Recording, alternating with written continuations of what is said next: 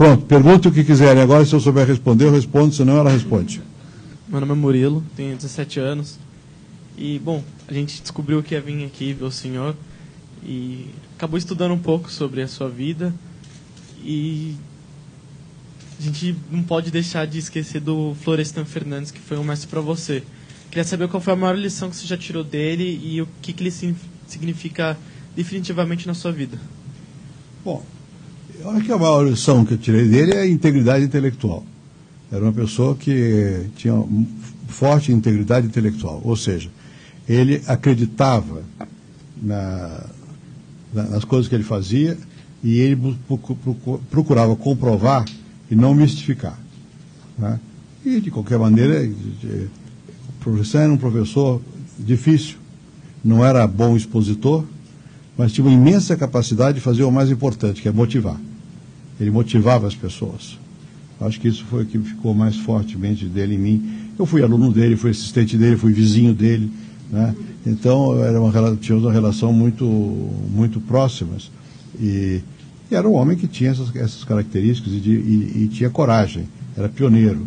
Quer dizer, ele fez pesquisa quando era muito difícil fazer pesquisa aqui, entrou na questão dos negros, quando isso aqui era quase um tabu, que dizia que havia uma democracia racial, ele enfrentou, ele era um homem temperamental, enfim, mas tinha muitas qualidades.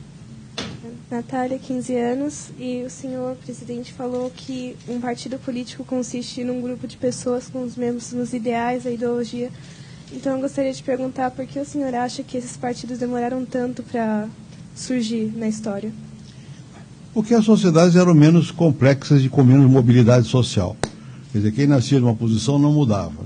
À medida que a sociedade, por causa da industrialização, do mundo capitalista, do mercado, da urbanização, e que as sociedades foram ficando maiores, por um lado, e com mais possibilidade das pessoas mudarem de posição, elas começaram a contrastar e não aceitar o que havia antes, né? Basicamente é por isso. Olha, está uma concentração do lado de... Boa tarde, presidente.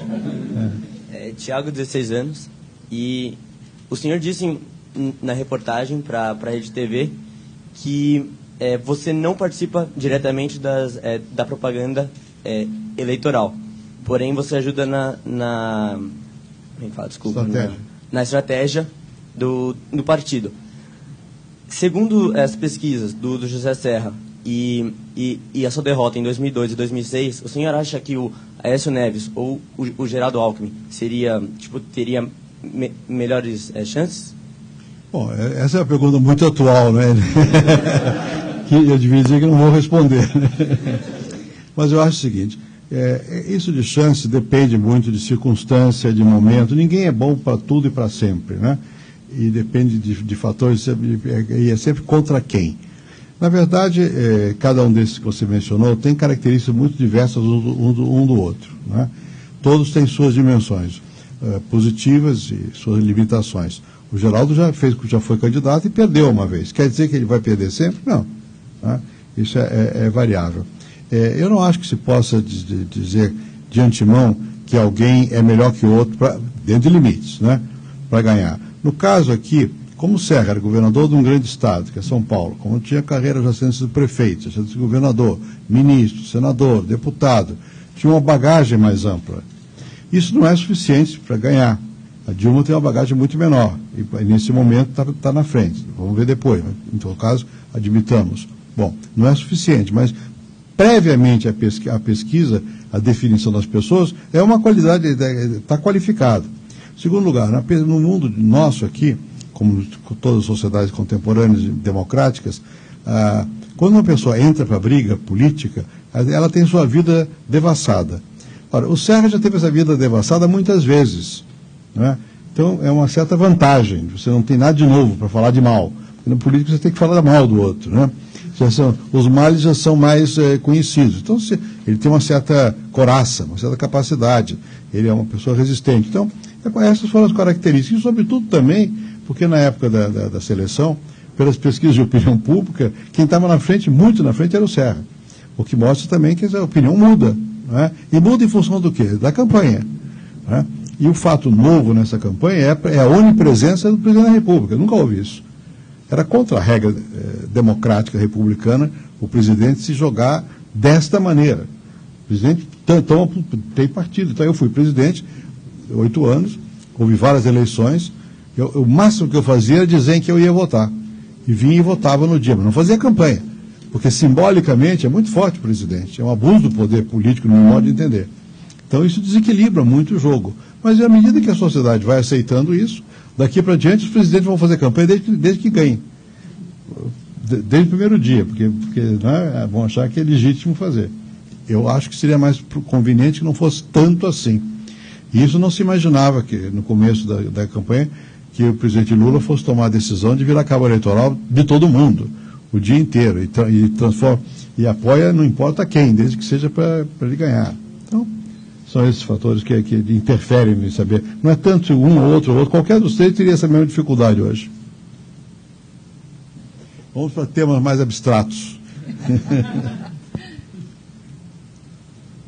Sim, mais um aqui, 2.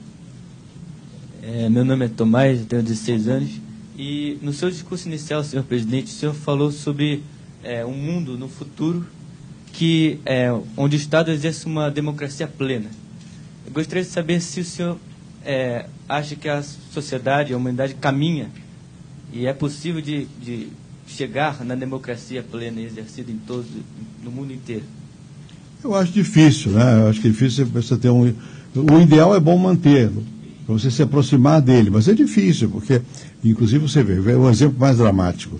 Quem podia imaginar, digamos, em 1920, que o Hitler fosse aparecer na Alemanha, que era um país educado, democrático, avançado, e deu para trás, né? Quem podia imaginar que o Stalin tivesse cometido tantas barbaridades quanto se sabe agora, em nome da igualdade, do socialismo e tal, né? E fez. Então, houve momentos que eu diria assim, se você fosse olhar para esse problema que você levantou no começo do século XX, que haveria confiança enorme no progresso da democracia. No meado do século XX, um medo tremendo que ela não fosse vingar. Agora ela vingou de novo, mais ou menos, né? Alguém garante que vai ser generalizada? Difícil garantir. Ele tem que lutar sempre para que haja cada vez mais, eu acho, valores democráticos e tal, mas vai ser uma pugna contínua. Não existe, a história não para. E também não é verdadeiro que ela sempre melhore. Tem momentos que não melhora, piora, tem ciclo, vai para trás, né? E isso é um processo da ação humana. Depende, portanto, de um desenvolvimento de luta contínua para preservar. E por isso é bom ter esses ideais de que vamos chegar lá. Embora sabendo que dificilmente vai chegar a isso. E para cá? Nada? Tem que fazer como... Olha lá. Olha aí. Vou ter que fazer uma pergunta. Faça.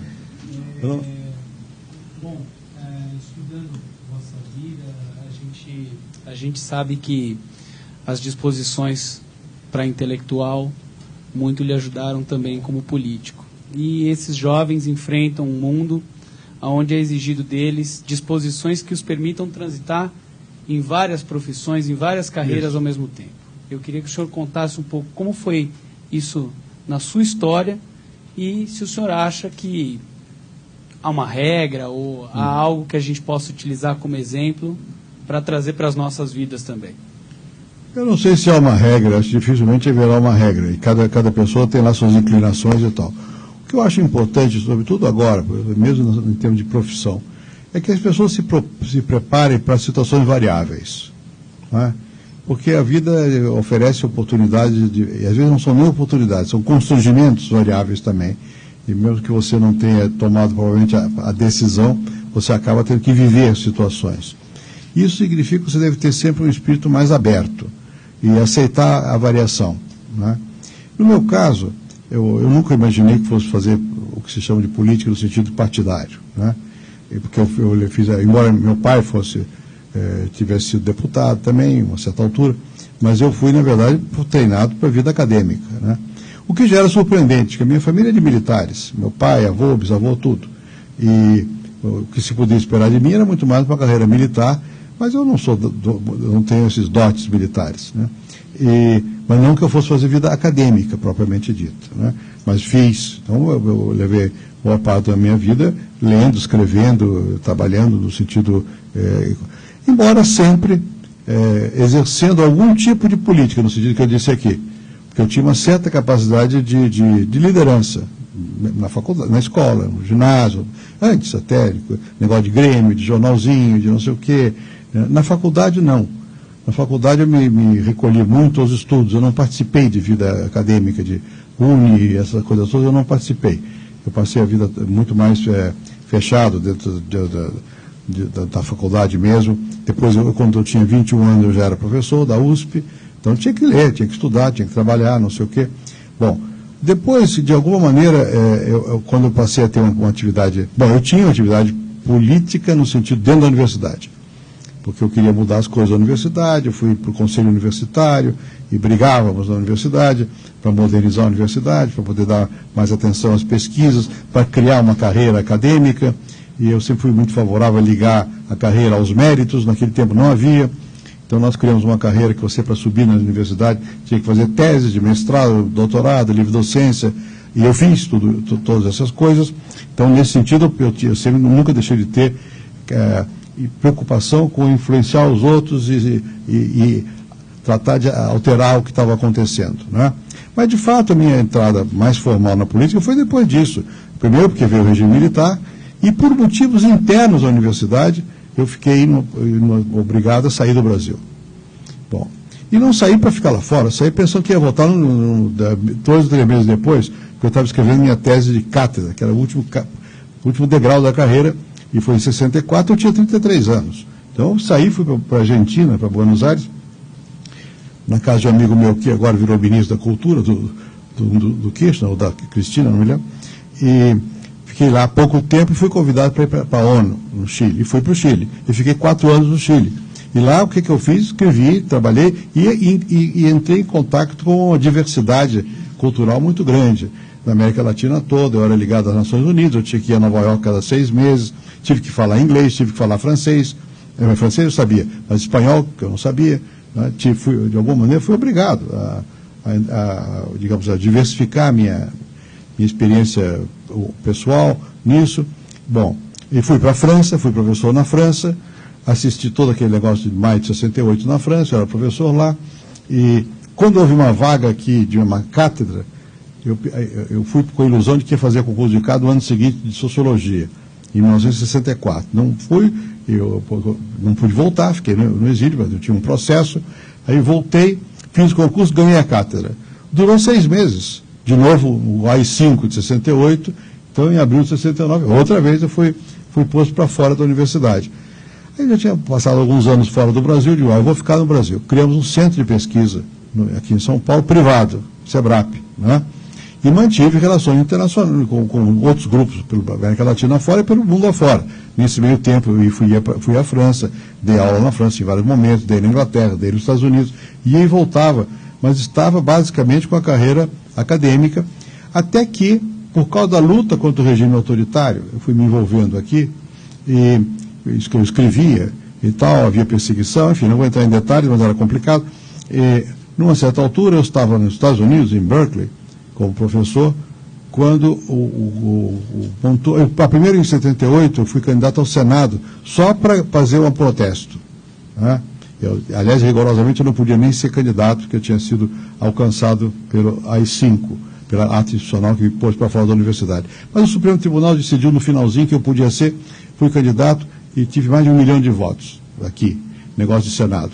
Naquele tempo havia sublegenda. Então, o primeiro que ganhou foi o Montoro, eu fiquei em segundo lugar, e eu seria suplente do Montoro. Em 82, o Montoro, eu estava nos Estados Unidos, e o Montoro se elegeu governador. Eu voltei para cá e se elegeu governador. Eu era professor em Berkeley, e até me tinham oferecido para ficar lá em Berkeley permanentemente igual. Só se me derem uma cadeira no Senado americano.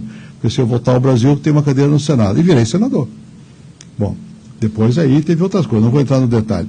Eu escrevi um livro, está só publicado nos Estados Unidos, chama The Accidental President of Brazil, onde eu descrevo essas coisas. Muita gente criticou, por que accidental? Presidente por acaso? E, de certa maneira, foi. De certa maneira, foi. Não é que você tem que estar preparado para aproveitar essas oportunidades. Não é só, usando as palavras do Maquiavel, não é só fortuna, tem um pouco de virtude, tem um pouco de esforço, não? Mas você tem que estar preparado para isso na vida. As oportunidades você não controla. Elas existem. Mas se elas se oferecem e você não tem a capacidade de agarrá-las, elas se perdem. Então vocês têm que estar a vida inteira se preparando para o que vier e vier. Estar o melhor preparados possível. Acho mesmo que no caso atual, voltando, não na minha experiência, mas na de vocês, nós temos aqui um sistema educacional que é muito rígido. Vocês vão escolher daqui a pouquinho para que universidade vão. E fazem uma escolha e não pode sair dela. Ou vai ser advogado e, se quiser sair daquela carreira, tem que fazer outro vestibular. Bom, isso não é assim nos Estados Unidos, nem é assim na Inglaterra. E nem mesmo na França, tem uma certa flexibilidade. Quer dizer, você tem possibilidade de variar de curso, porque o mundo de hoje não permite mais a rigidez que nós temos aqui. Né? Eu acho que seria melhor ter uma reforma mais profunda, né, no sistema educacional e dar mais opções o tempo todo. E você com 17 anos, alguém diz que tem 15, não sabe o que vai fazer na vida, não pode saber. Né? Não tem jeito de saber, porque a vida vai se apresentando de formas variáveis. E se você fica muito num trilho só, você perde muitas oportunidades. Né? Então, acho que a gente precisaria ter mais atenção a isso. E provavelmente é melhor que as pessoas se preocupem com ter uma visão não muito especializada no começo. Deixa a especialização para mais tarde. E no começo as coisas mais gerais.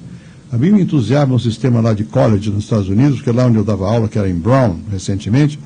Eu vi muita gente que fazia ao mesmo tempo poesia grega, matemática e literatura não sei do que, ou química. Né? Bom, não é possível. É possível. Depois vai pouco a pouco, vai tateando, vai vendo o que gosta mesmo, vai afunilando a sua formação. E mais ainda, como as profissões mudam hoje, né, você tem que ter uma base, uma boa matemática, saber ler e escrever, conhecer um pouco de história, ter noção de filosofia, essas coisas. Porque o resto depois vai. Né? E vai sozinho também. Porque a escola é muito importante, não só pelo que o professor ensina, mas pelo que um fica falando com o outro, porque muitas coisas a gente aprende sozinho. Sempre foi assim, mas agora é mais ainda. Agora tem um concorrente dos professores que é incrível, que é o Google. O Google derrota qualquer de nós. Né? Às vezes diz bobagem, mas de qualquer maneira, em tese, ganha da gente. Quem mais? Aqui. Meu nome é Arthur, eu tenho 17 anos. Bom, o senhor disse que teve a oportunidade de lecionar em outros lugares do mundo. Isso te ajudou a ter como posso dizer, uma cabeça mais aberta, uma mente mais aberta para governar o nosso país? Eu acho que sim.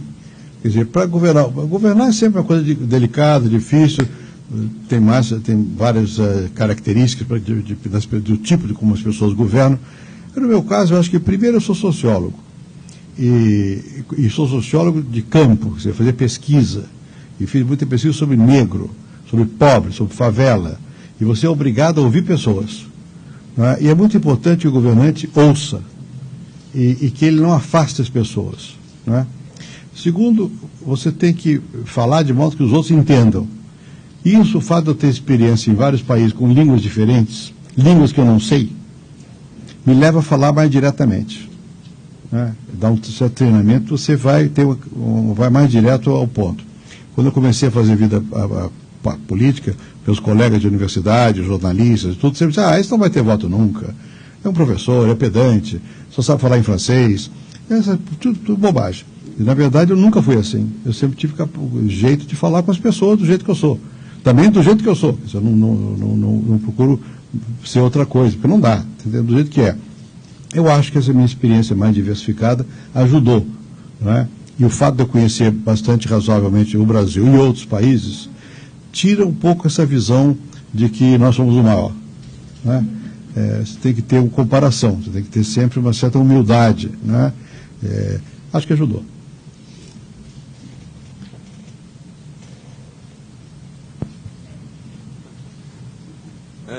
Meu nome é Ernest, eu tenho 16 anos.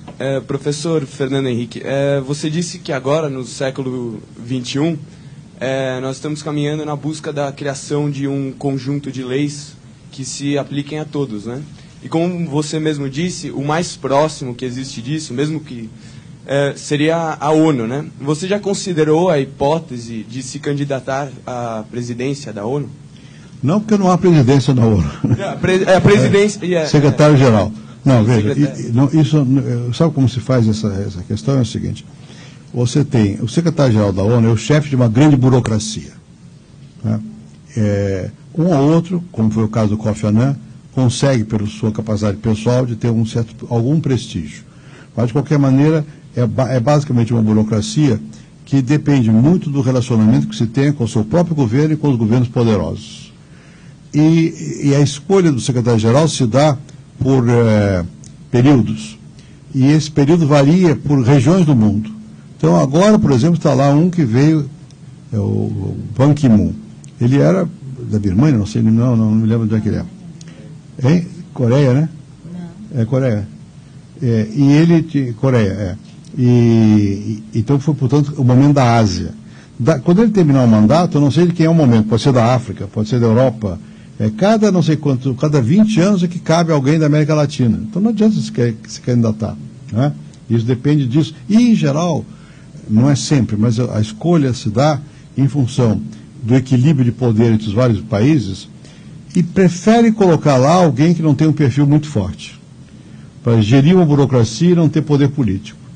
Quando foi a sucessão do último, que foi o Kofi Annan, que, reitero, tem uma capacidade grande de influência, porque ele tem capacidade de liderança, me perguntaram sobre essa questão de ONU e tal, não para mim, mas enfim, sobre a questão, eu digo, talvez no caso da ONU, do jeito que ela vai, só o Clinton, porque o Clinton é americano, e é o único americano que talvez fosse aceito pelos não americanos. E sendo americano, tem força junto aos Estados Unidos. E quem financia a ONU é os Estados Unidos. E os Estados Unidos limitam muito a capacidade da ONU, né? Porque eles querem ter a ONU em rédea curta. Né? Enfim, eu disse isso, claro que não ia ser o Clinton, nem podia ser. Só para dar um exemplo de que só uma pessoa muito forte num país forte, é que pode fazer a ONU funcionar politicamente. Fora disso, ela é muito importante em outras questões. Que a ONU, além de ter o Conselho de Segurança, que é importante, porque diz sim ou não à guerra, ele tem a Assembleia Geral, que são 193 países que não decidem nada, 193 países todos iguais, só que não são iguais, então o que se decide é muito pouco. A ONU tem uma outra coisa, ela teve a capacidade de discutir temas muito importantes para o mundo contemporâneo. Questão do feminismo, foi a ONU quem empurrou. Questão do meio ambiente, foi a ONU quem empurrou. E assim vai. Não é? Muitas questões de demografia, a ONU empurrou.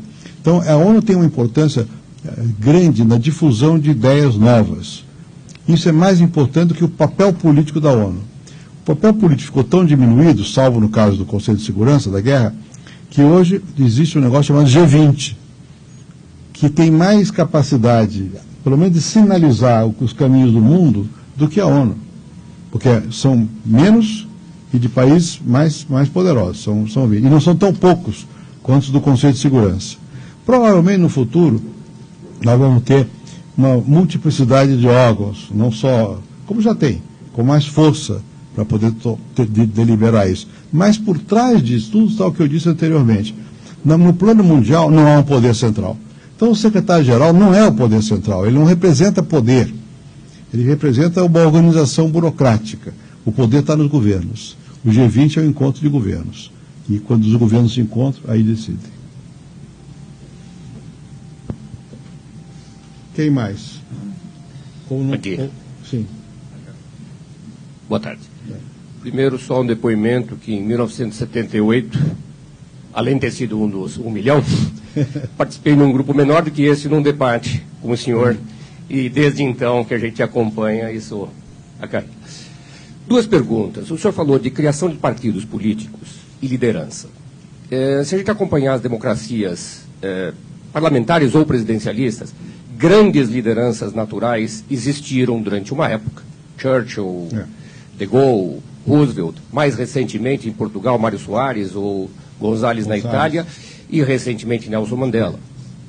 Esses países não têm mais as expressões de grandes líderes. E vindo para o Brasil, hoje, pelo que se apresenta na eleição presidencial, me parece que é a primeira vez que estamos votando em partidos e não em pessoas.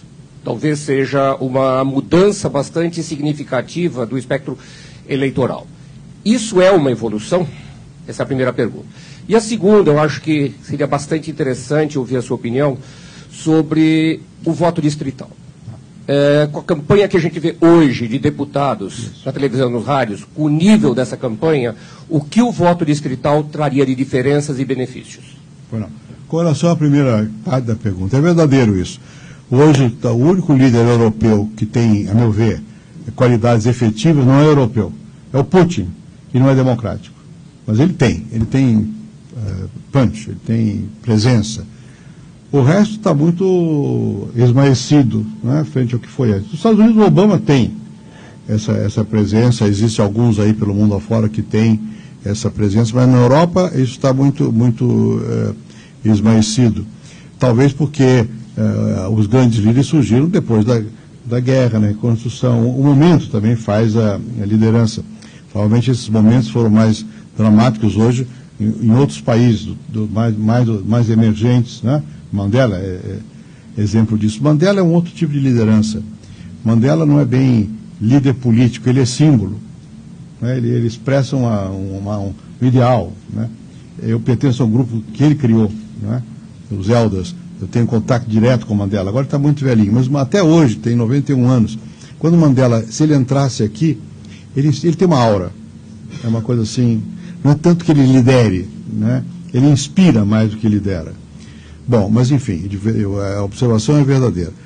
Se houve mudança no Brasil no sentido de mais partido, aí eu já tenho mais dúvidas, porque eu acho que o que aconteceu agora é uma coisa mais personalista do próprio Lula, é mais a liderança do Lula do que um partido que está se votando, né?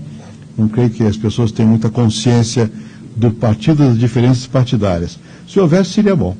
Mas eu não sei, eu acho que eu tenho a impressão que é muito mais a presença personalista do Lula que dá a conotação, não é um PT, é um conjunto, e esse conjunto se escuda na figura do Lula, né? Quanto ao voto distrital, eu sou plenamente favorável. Eu acho que o nosso sistema atual, eu não consigo nem olhar mais, né? Eu só vi uma vez na televisão, já me deu um arrepio total, porque é vergonhoso.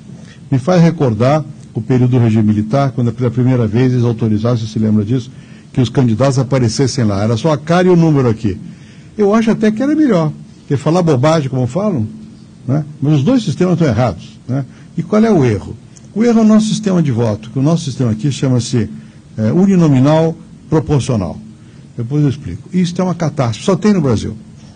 Que é o seguinte, você pega, você tem que votar uninominal, você escolhe um deputado, mas escolhe numa lista enorme de concorrentes.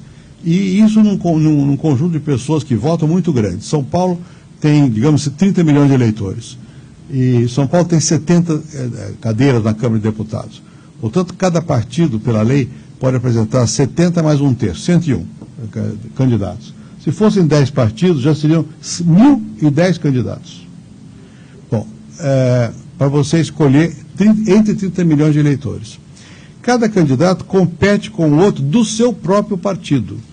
Porque você vai votar no candidato de um partido, mas se outro candidato daquele mesmo partido obtiver mais votos do que ele, não vai ser ele o eleito, vai ser um outro. Então a briga interna é enorme dentro do partido, porque o maior adversário de um candidato é o companheiro de partido, não é o outro do outro lado. E não fica claro qual é o partido, você vota na pessoa e soma para o partido. Passado um mês de eleição, ninguém se lembra em quem votou, né? E o número de pessoas que vocês veem na televisão estão ali, que só mesmo para ganhar um pouquinho de voto, porque alguns poucos de cada partido que vão ter voto mesmo. Mas abre o partido para quem queira, praticamente, porque poucos vão querer, porque sabe que não vão ser eleitos. Estão ali para somar votos. Se eu tiver 1.000 votos e o outro mais 1.000, o outro tiver 10.000, o de 10.000 que vai ganhar. Só que vai somar 12.000, para competir com o outro do partido que tem 11.000. Essa é assim a regra. Então é um desastre. Eu acho que tem que quebrar essa regra. Voto distrital significa o quê? Significa que você tem, em vez de votar em 30 milhões, vamos pegar o exemplo de vereador que é mais direto. A cidade de São Paulo, não me lembro quantos vereadores tem. Digamos que sejam 45, digamos. Bom, aqui tem bairros de 3 milhões de habitantes que não tem um vereador. Não tem um vereador. Porque o voto é na cidade, não é naquele bairro. Não tem representação real. E você não sabe quem é. Se você distritalizar, quer dizer, pega a zona, digamos, oeste, vocês moram em Alphaville, não sei, aqui é São Paulo ainda, né? Bom, é zona oeste. É Barueri? Bom, então já não serve. Bom, mas próximo. Mas Barueri que seja, né? Barueri terá, na região de Barueri, que pega Jandira, não sei o que, por ali, Osasco, forma um grupo e forma um distrito. Bom, cada partido só vai colocar um candidato naquele distrito. Então você sabe quem é o candidato, de qual partido é, e se ele ganha ou perca, você guarda na memória, e os que perderam, em geral, na eleição seguinte, vão querer ser candidatos, vão criticar o que ganhou e vão dizer, não fez isso, etc, etc. Então, é da maior proximidade entre o eleitor e o representante. Permite, em tese, uma seleção melhor. Tem 1000 maneiras de organizar esse voto distrital. Pode ser assim, como eu estou dizendo, pode ser de outra maneira, você pode dividir um distrito lá de Barueri e região. Você tem 2 votos lá, cada um de vocês. Um vota no local, outro vota no partido, né, em geral. E o partido tem uma lista de hierarquicamente os mais importantes do partido. Então, se proporcionalmente tiver mais votos, elege ao mesmo tempo um local e um global. E tem 1000 maneiras de fazer. Pode ser ter mais de que um candidato por distrito, ter 2 ou 3. Tem várias fórmulas de resolver essa questão, mas todas são melhores do que a nossa. A nossa está dando uma desmoralização no Congresso, porque as pessoas não acreditam. E pior, como você não tem ligação direta com o eleitor, o deputado, federal ou estadual mesmo, o que acontece? A ligação dele é com aquele grupo intermediário que o ajudou. Foi uma escola, foi uma igreja, foi um clube de futebol, foi uma empresa. Não é o eleitor. Quando ele chega lá no Congresso, ele vai defender os interesses desses grupos que o ajudaram a se eleger. Ele não precisa pensar no cidadão.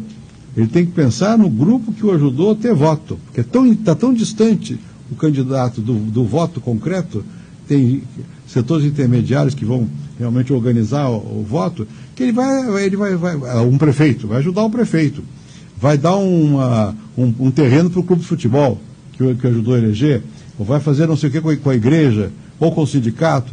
Então, é uma democracia muito complicada essa nossa, e que a relação é com intermediários e que não tem legitimidade para serem eles os soberanos. O soberano é o povo, formalmente. Então, eu acho que seria muito bom mudar essa regra. Problema: quem vai mudar a regra é aquele que foi eleito pela outra regra, que vai ter sempre medo de mudar a regra, porque ele pode perder na nova regra. Então você não consegue, não é fácil mudar o sistema. Última pergunta, se houver. Aqui foi a predominância da direita total, hein? Da sua. A minha direita. Sou a Nina, tenho 16 anos. O senhor falou agora há pouco, no discurso inicial, sobre a importância da participação da população na política, sobre esses movimentos, o quanto eles são importantes. Queria saber se o senhor acredita que, nos passados desses anos, dos últimos anos, essa mobilização do povo na política diminuiu. Se o senhor acha que sim, por que isso acontece, na sua opinião? Eu não saberia dizer, eu não acho que tenha em geral diminuído, porque no passado era muito menos. O grupo de eleitores era menor, o interesse e tal. O que acontece é que o que perdeu foi vigência, foi a participação na militância partidária. Isso já houve momentos de maior militância partidária, maior crença nos partidos do que há hoje. Agora, curiosamente, dia de eleição no Brasil geralmente é dia de festa. Eu acompanho isso há 60 anos, pelo menos, de ver, de participar e tal, por causa do meu pai, eu mesmo. Quer dizer, é dia que não tem polícia na rua, porque pela lei não pode, e não tem crime. E geralmente as pessoas são pacíficas no dia da eleição e votam. Todo mundo diz, votam porque o voto é obrigatório. É obrigatório, mas quem não votar não acontece nada. A não ser que seja funcionário público que queira tirar passaporte. Fora disso não acontece nada. Porque não tem penalização. Então é relativamente obrigatório. Votam porque gostam de votar. E, na verdade, pode ser que se entusiasmem equivocadamente, outra questão. Mas se entusiasmam, vão lá e votam, escolhem. Né? Eu não acho que a população seja indiferente. Outra coisa também que eu acho que tem que dizer, no limite, a população sabe onde é que o calo aperta. Você pode não gostar do resultado do voto, mas tem sempre uma explicação. Tem sempre uma explicação. Eu não acho que seja só manipulação ou só compra. Pode haver compra de votos, sobretudo para coisas mais locais. Comprar voto para presidente da República é impossível. Pode usar dinheiro, isso sim. A influência do dinheiro existe, né? Na campanha, na riqueza, nos meios, etc, etc. Mas na medida que você tem, sei lá, 120, 130 milhões de eleitores, você pode não estar de acordo com a decisão desses 130 milhões, você pode alegar isso, alegar aquilo, Mas de um jeito ou de outro, a população arranja um motivo para votar. Eu não estou dizendo que esse motivo seja racional, nem que esteja, enfim. Mas eu não sou descrente da capacidade da população de, com o tempo, ir aprendendo. Se eu fosse descrente disso, eu não tinha mais o que fazer, porque não podia ser mais democrata, né? Muito bom. Muito obrigado a vocês. Agora pode.